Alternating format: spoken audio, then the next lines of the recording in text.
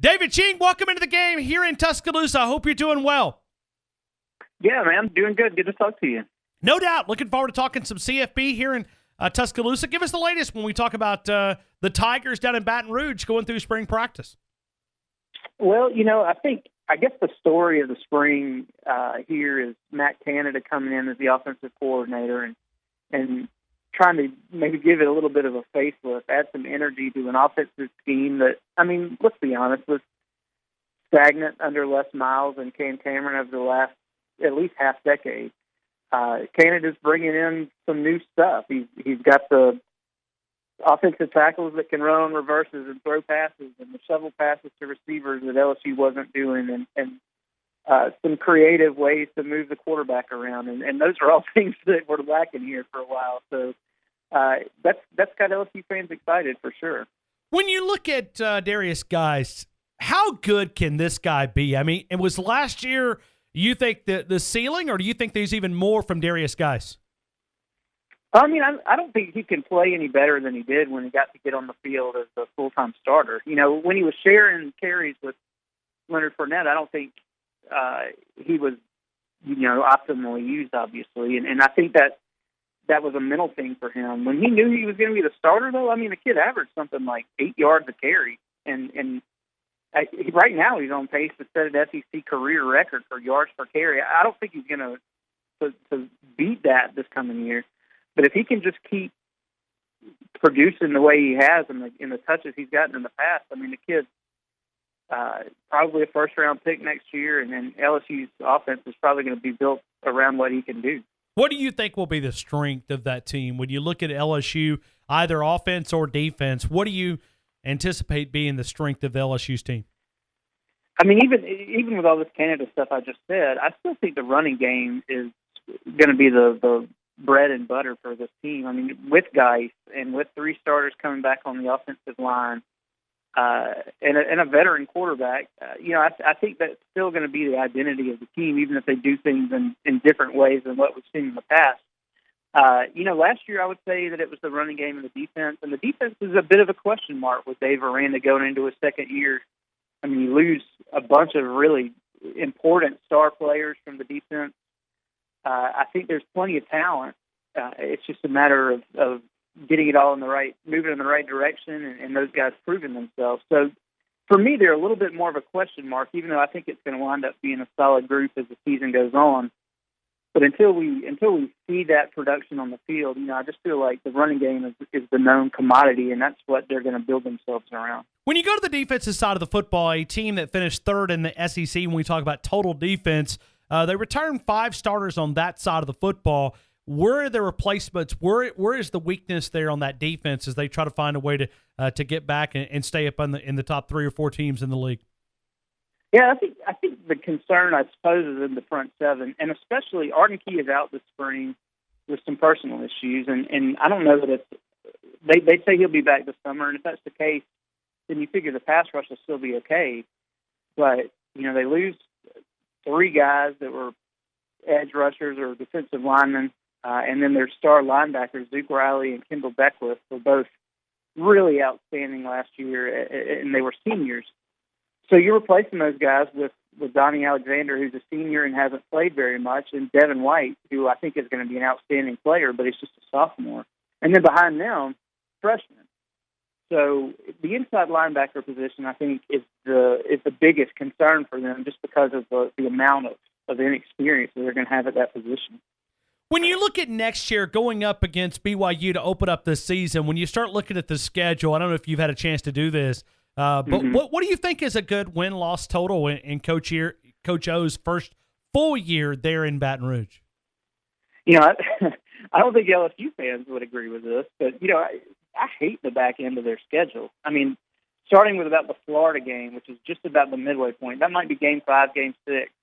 After that, it's just a murderer's row. You got Texas A&M, Arkansas, Auburn, Tennessee, Alabama, Ole Miss, and they're all back to back to back to back to back with the 1 week off before the Alabama game, which they always do. I think 9-3 would probably be a great first season for Orgeron. They obviously have their goals set a lot higher, and I don't think LSU fans would be especially happy with 9-3. But considering how tough that schedule is and the grind that it's going to be when they get into November and October, for that matter, I think it's going to be a kind of a reloading year for them.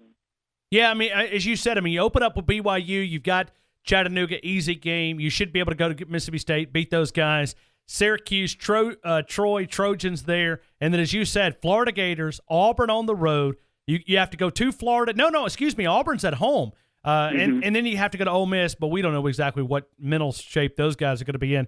Right. I mean, the third week of October, I mean, they may have already shut it down for the season because they're not playing for much. So we don't know what their mentality. But the reason why we really like to keep a good eye on LSU is to me, they've always got the talent to beat you. And if you want somebody that can push the Crimson Tide, I think that team resides in Baton Rouge. Just my opinion, looking at the talent level that LSU always puts on the field.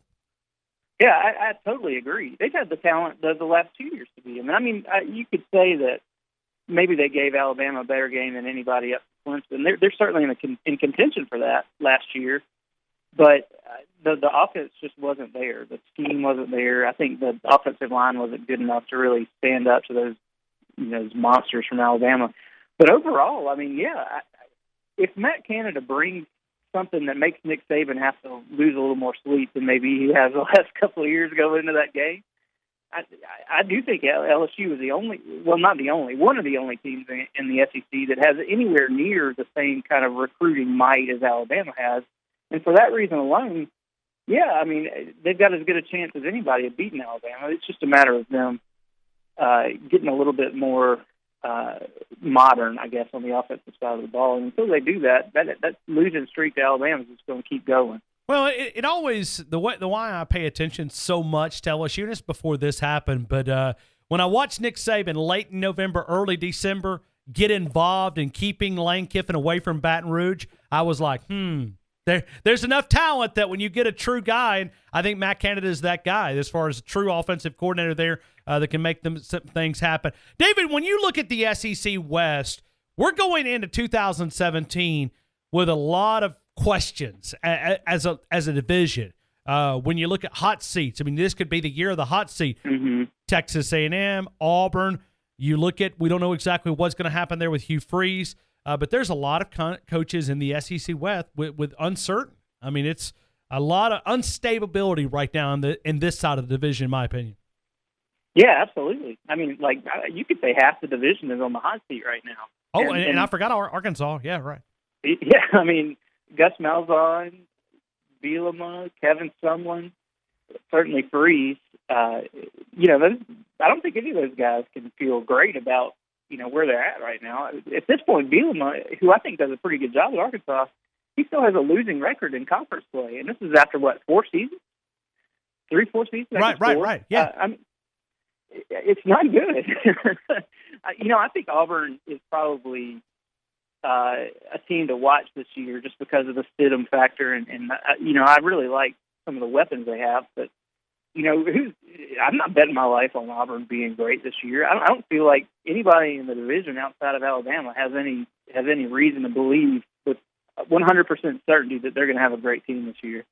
It feels like a season a lot like last year, honestly, where it's Alabama and then everybody else. Now, maybe I'm going to be wrong. It's a long time until the season, but that's the way that, just looking at the rosters and the depth charts and the returning talent, that's the way that it feels to me right now. Dave, is there any way that Alabama, to me, and now I'm asking this from an Alabama perspective here in Tuscaloosa, so we've got those crimson goggles on, but there's a gap between Alabama and the rest of the league. Is there any chance that gap widens this year? I mean, is there a chance that Alabama can even push that lead even more than what it is currently? No, I think last year was probably about as wide as it goes. And I'm not saying it's going to decrease this year, but I don't think it's going to get worse. The conference really was just not very good outside of Alabama last year. I thought Tennessee was a huge disappointment. Florida was a fine team, but it's a disgrace for the SEC East that team was the one that won that division. Georgia might be one to watch. I think Kirby Smart, if he can stack a couple of recruiting classes the way or the caliber of the one he just signed, they're going to be a team to watch maybe within another year. I don't know that this is the year. I would imagine when SEC Media Days goes down this summer, that's going to be a team that a lot of people pick to win the East, but they've just got too many question marks for me to feel very confident in them quite yet. And in the West, I mean, who knows? LSU has the talent to be a 10-win team, and if that schedule was a little easier, they might be in that position. But I think Alabama's still going to be in exactly the same shape as they were last year, which is, winning the division fairly comfortably in the end.